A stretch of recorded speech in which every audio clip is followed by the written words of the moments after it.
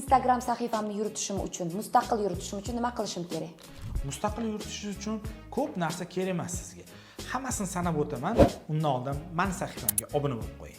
Xo'p, siz birinchi o'rinda oynaga qarab gapirishni o'rganishingiz kerak. O'zingizdan o'zingiz uyalishingiz kerak emas hech qachon.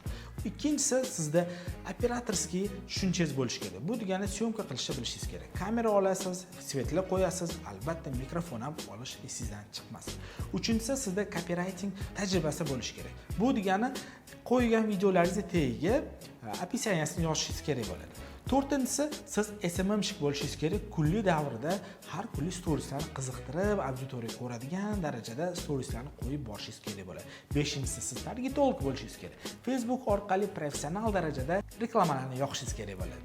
Oltinchisi, siz albatta montajyor bo'lishingiz kerak. Montajni juda ham chuqur sohada o'rganib, chiroyli montajlar, auditoriyaga yoqadigan trendlardan foydalanib, zo'r motionli videolarni tayyorlashingiz kerak bo'ladi. Yettinchisi, siz dizayner bo'lishingiz kerak.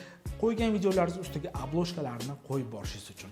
8-chi, siz kreativni content maker bo'lishingiz kerak. Qo'yayotgan videolaringizni savlohali tekstlarni, ssenariylarni tuzish uchun sizga juda ham ko'makchi bo'ladi.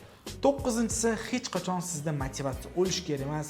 Fantaziyangiz mingga chiqib bosib ishlashingiz kerak bo'ladi. Shu osongina 9 ta etapni amalga oshirsangiz, siz o'zingiz bemalol shaxsiy brendingizni qura olasiz. Hech kimga bir tiyin pul to'lamasdan o'zingiz rivojlanasiz.